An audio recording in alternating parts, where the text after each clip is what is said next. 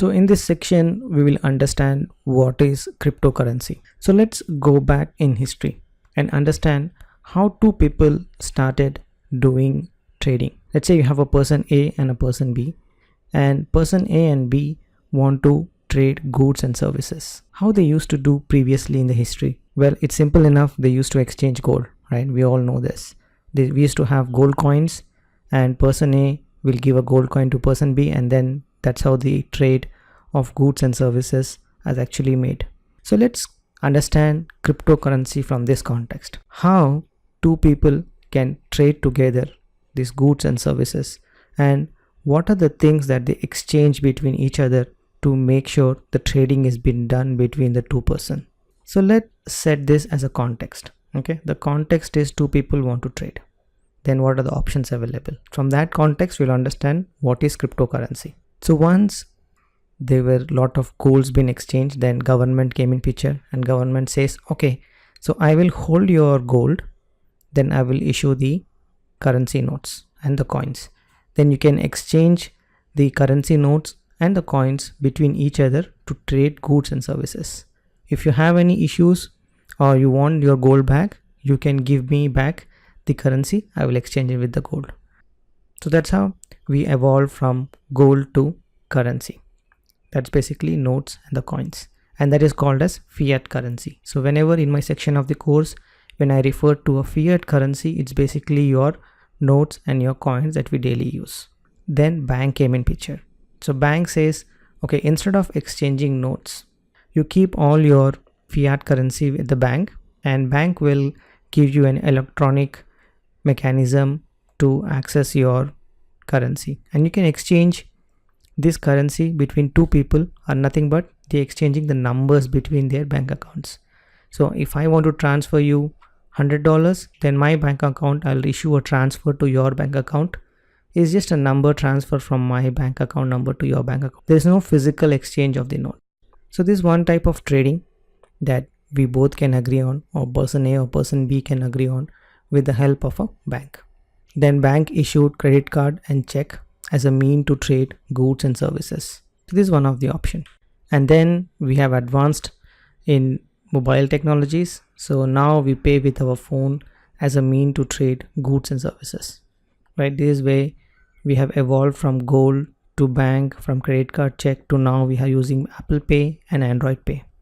Then we also have something called as third-party vendor to trade goods and services. Let's say you want to buy something online, but you don't want to risk it by issuing your card details to them. You can actually use a third-party vendor so that you issue them the card details to the third-party vendor, and third-party vendor will buy on your behalf. So this is one of the options that's available for your online trading for your goods and services. So let's understand what is really happening between all this transaction. So person A agreed to trade with person B, right? So we have seen various options to it. In terms of a bank, right? The bank will actually is a database in the background, obviously, right? It stores all your numbers there. Or when you transfer a cash, is just a number in the database that is being modified, right? There's no physical thing happening. There's no gold taken up from government and and then added up into your bank. That's not happening anywhere in the background. It's just a database number that is being modified when you make a transfer from your account to another person's account, which means the database entries in your bank is modified and the database entry in another person's bank is modified. And when you issue a paper from person A to person B, a trade happens. But if you think from a physical point of view, there's no physical value when you issue a paper, when you issue a coin. The only thing we trust is because they are backed by government and the bank. But if you really look at it, there is no physical thing or no physical exchange happening. It's just a promise from our government and the bank that if something goes wrong, okay, we will handle it. Okay, and then how it actually happening? It's happening via a paper transfer. Your currency note is just a paper, right? It has no value. It has value because government says so, right? And then we agree to trade with that paper. And then the database entry is again is just a database entry. It's a simple database entry. If you look at it, there's no physical value in it, right? But it's just that bank is backing up to say, okay, we will make sure that whenever something goes wrong, we will fix it, or if you need your money back, we will convert into a fiat currency and give it to you back. So that's basically what is happening in the background. Just to understand, there is no physical value and it's just a promise from a government and a bank. So let's step back and ask this question. Is there any other way to trade goods and services between two people? We have seen government fiat currency, we have seen bank exchanging via their banking tools, then we have exchange via the Apple Pay and Android Pay, we have used PayPal. So just step back and say, if two people or two person want to trade, what could be another way, a new way, an easiest way? Well, how can I convert my $1 coin to something that you can take it and trade with me, right? Instead of me giving you $1, I just do something with my $1 and then you take it and then you agree to trade with it. So that's the concept we'll try to understand here. So that's where cryptocurrency is actually evolved in the market. We haven't gone into what is cryptocurrency, but I'll give you a context to understand. Cryptocurrency is basically a type of currency that person A and person B exchange so that they agree to trade, right?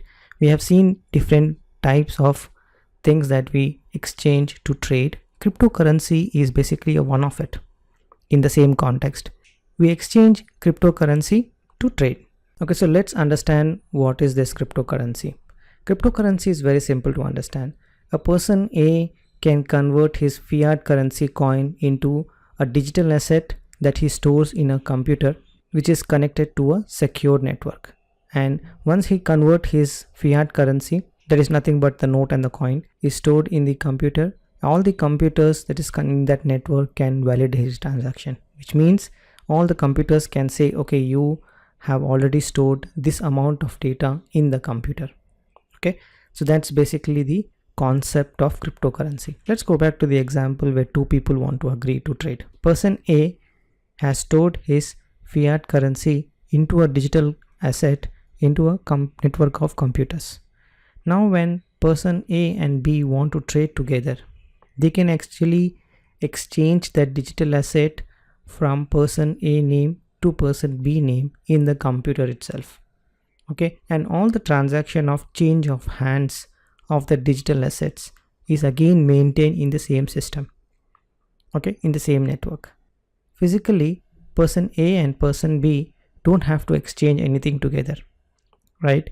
The person A can convert his money into something, a number in the computer, in the network of computers.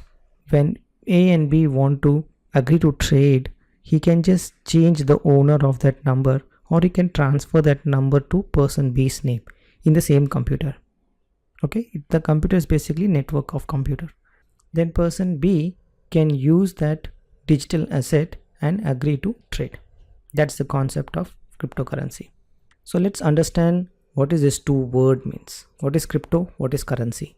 Let's understand these two word crypto and currency in a basic English. Crypto means hidden, currency means money. So cryptocurrency is nothing but money converted into a digital currency, a digital asset, and stored securely in the network of computers. And what's the purpose of cryptocurrency? Person A can store his money in the network of computer, and then when he want to trade with person B, he exchange that digital asset on the person B's name. And person B, when he gets that digital asset on his name, he agree to trade with the person A. Okay, so let's understand the nature of the cryptocurrency. Okay, this is very important to understand. When you do this kind of transaction, there is a nature attached to it. First, you can store your fiat money into a digital format. Means you can give $1 to whoever want to convert it. Give them $1, they will take the money and convert it into a digital asset. Your digital asset is not backed by any physical asset like gold, nor government, nor any bank. It is a network of computers. Your money is stored there. That's it. And nobody owns that money. Nobody owns that asset. And there is no physical asset backed by no gold, nothing. It's just a number in the computer, in the network of computers. Your digital currency is digitally signed. When that currency is on your name, it's digitally signed by you and stored in a format which only you have the key to open it. Nobody else can open it. It's actually a one-way open, and you only have the key when you issue that command to store it. All the transaction happens on that digital currency is tracked in a sequence, like your bank record, right? Bank record track like a ledger, all the transaction that's happening around your money. That's how it is even tracked down in the network of computers. And all computers in that network actually validate your transaction. Means if you want to withdraw or you want to deposit the money into that network of computer, all computers generally agree saying that okay, this transaction is a valid transaction. You can exchange cryptocurrency to trade for goods and services with people who actually accepts it. If you want to give me the cryptocurrency and I agree to it, then we can trade. If you don't agree to it, then there is no trade. Then you can convert that digital cryptocurrency to fiat currency, and definitely vice versa. So that's basically the nature of cryptocurrency. Let's understand a concept called cryptography. Cryptography is a word typically used in cryptocurrency. Cryptography is nothing but a security technique which is used to sign your message with a digital thumbprint, which makes the message readable format to something unreadable format. So when you store your digital currency in the network of computers, we use something called as cryptography, which is a very complex mathematical formula, and it's impossible to break. The transaction of storing your money into the computer is actually signed with a digital signature, and that method of signing is called as cryptography.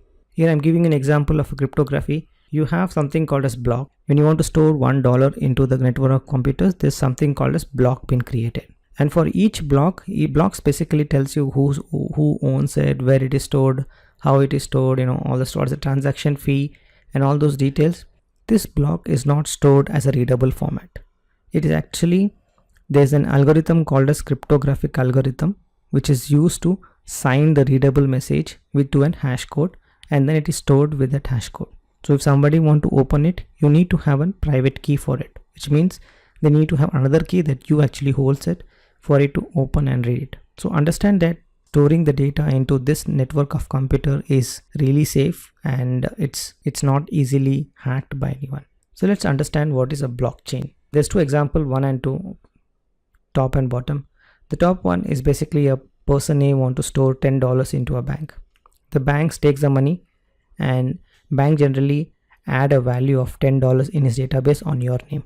That's all bank is doing, right? The $10, when you go to an ATM, you put your card, you see $10 there. That's basically a number in the bank's database. In terms of blockchain is nothing but network of computers. Okay, so network of computers, when you store your $10 in that network of computers, those network of computers maintain something called as ledger. A ledger is nothing but similar to a database entry or a database stored by a bank. So you have your transactions, right? Similarly, there's a ledger being stored across all the network of computers that maintains all the transaction happening on the. So all computers basically agree your transaction is unique and acceptable when you try to put your money there. That is the first thing that it does. Second, it registers your transaction and sync with all the computers so that all the computers know that this transaction has actually made. Then once the transaction is registered, it cannot be unchangeable. Where in bank you actually can talk to them, and then bank can make a change. But once in the blockchain technology, once the ledger has been written, it is unchangeable. Let's understand what is blockchain. Let's say there is 4 people, person A, person B, person C and person D. Person A deposit $1 into a network of computer, and when he deposit, it is stored as a block. Block is nothing but a ledger where all the transaction history has been stored. It has been signed with a hash code that we have already seen with the cryptographic techniques. So once it is, a block is stored for person A. When person A issue that same amount of value to person B, there's a linkage happen between block A, block 1 and block 2. And then it has 2 entries. One is the previous block to identify who, from where it came. Then the new entry to say, okay, this is the new hash code for the new transaction that has happened on person B. Similarly, you see there is a chain going on from block 1 to 2 and 3 and 4. It's basically a transaction happening from person A to person D. So each transaction you perform in that network of computer is converted into something called as block. So further action on that block are linked together to form a chain of blocks, which is nothing but that's why they call it as blockchain. So let's understand what is blockchain as a definition. All computers are connected to a network, right? They're a network of computers that perform the cryptocurrency transaction. So whatever transaction of converting a fiat money into a digital asset, that's what happening in that network of computers. And all the computers link together to validate your transaction, to say, yeah, this is a correct validation, it's a unique, and then store your transaction. Once your transaction is stored, it's unchangeable. Once you look at the network of computers doing the transaction, it looks like a blockchain, and that's basically the technology as well. So let's summarize what we have learned. So cryptocurrency is your money securely stored digitally in a network of computers. All the computers in the network can validate your transaction, and you can exchange it for goods and services. You can convert your fiat to cryptocurrency and cryptocurrency to fiat currency. If you forget whatever I have told just now, just remember this simple definition. It is nothing but a database entry in all the computers which cannot be erased but can only be exchanged with something or someone. Means you can exchange this with somebody's name, but you cannot change the blocks that has been created in this network of computers. So next, let's understand where the cryptocurrency are stored.